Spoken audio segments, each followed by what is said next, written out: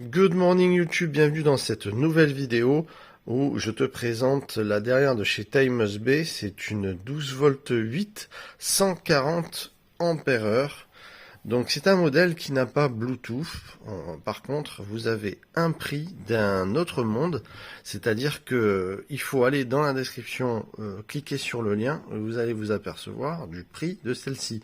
Pour une 140 ampères, ça vous donne quand même un prix très intéressant pour la capacité, parce qu'on est quand même dans un modèle qui arrive à 1292 Wh, hein. Donc c'est une batterie qui est en LiFePO 4, donc pour le prix c'est quand même énorme. Alors moi, TimeUSB, j'ai quand même pas mal testé au terrain. J'ai quand même essayé régulièrement voir ce que ça donne. Bon ben là j'ai été la récupérer, ce modèle-là. Alors bien sûr, on a toutes les connectiques pour brancher, on a absolument tout. Ce qu'il faut savoir, c'est que moi, bon, j'ai pas eu de retour désagréable sur ces produits premier prix en batterie comme ça. Bon, en plus, la 140 ampères, c'est quand même un compromis sympa de puissance quand même, de stockage. Encore une fois, puisqu'on est à 1792 Wh. Bon, on a une batterie qui a plusieurs cycles, hein. On varie entre 4000 et 15000 cycles pour ces batteries. C'est ce qui est annoncé, du moins, je cite. Il faut savoir qu'au niveau du BMS interne, alors le BMS à l'intérieur, c'est une circuiterie, si vous voulez, qui va vous empêcher véritablement les courjus, les décharges trop importantes, les surcharges, les hautes températures, les trop basses températures. Enfin, vraiment, ça va être vraiment important de gérer toute batterie LiFePO 4 et doit être gérée par un BMS, donc Battery Management System. C'est lui qui gère absolument tout, hein, c'est absolument l'énergie qui rentre, qui sort. Et lui, il a un BMS, cette batterie, un BMS de 100 ampères. Encore moi, j'aime bien. Je trouve que c'est largement suffisant pour ce genre de capacité. Après, par contre, quand on passe à 200 ampères, 200 ampères heure ou 300 ampères heure, je pense que c'est mieux d'avoir un BMS d'au moins de 200 ampères. C'est quand même mieux, c'est parce qu'on va avoir des demandes beaucoup plus fortes, sachant que par exemple un BMS de 100 ampères, ça représente une puissance de sortie de 1280 watts. Donc déjà, tu peux en faire des choses avec ça, c'est déjà pas mal du tout. Mais si tu veux tirer beaucoup plus de puissance, ça risque d'être limité par la suite. Maintenant, si c'est pour mettre ça sur ton camping-car pour alimenter ta cellule de camping-car ou de fourgon aménagé ou voilà, que sais-je, ce que tu as, ça va largement suffire avec un prix, encore une fois, allez voir le prix, vous allez être surpris, c'est assez impressionnant. Ça va largement suffire, d'accord. Donc on est quand même en LiFePO 4, c'est quand même les dimensions, c'est du 27-32 par 21, donc 32, 27 et 21. 21, voilà.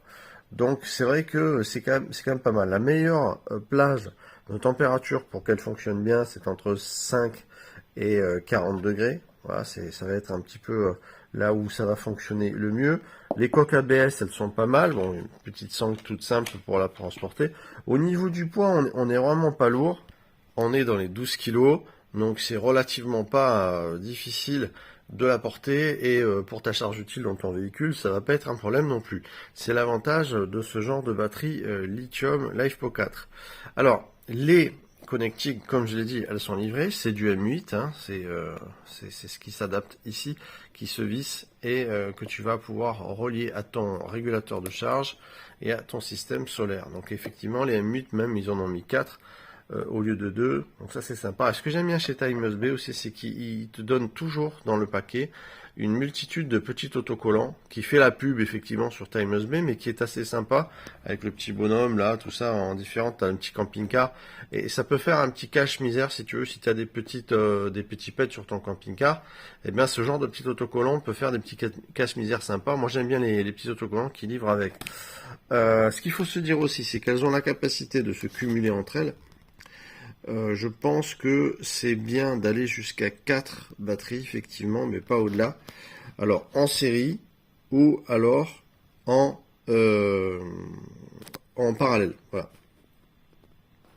Donc, c'est un modèle aussi que je testerai bien évidemment correctement. Là, je l'ai récupéré. Donc, ce qu'on va faire, c'est qu'il va y avoir aussi d'autres vidéos par la suite. Donc, vous savez que je reviens toujours sur la chaîne.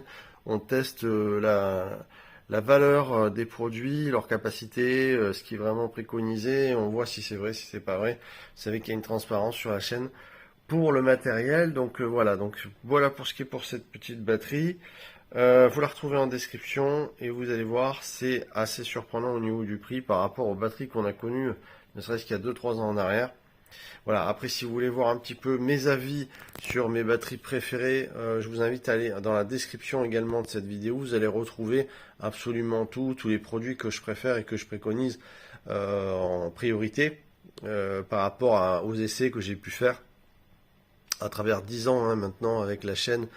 Bon, la chaîne ça fait pas 10 ans, la chaîne a 8 ans, mais ça fait 10 ans que je pratique des tests, des essais sur du matériel régulier. Après, je me suis lancé sur YouTube et c'est pour ça que j'ai pu parler un petit peu de ce qui était vraiment valable ou pas. Voilà, donc là, allez voir en description et vous avez absolument tout. Voilà, on se retrouve très vite dans les vidéos. Il y a des belles choses qui arrivent et ça va être sympa. J'espère que vous avez tous passé un bon été, que vous êtes bien amusés. Et moi, je vous dis à très très vite sur les vidéos. Merci d'être présent, chers amis. On est de plus en plus nombreux et ça fait plaisir.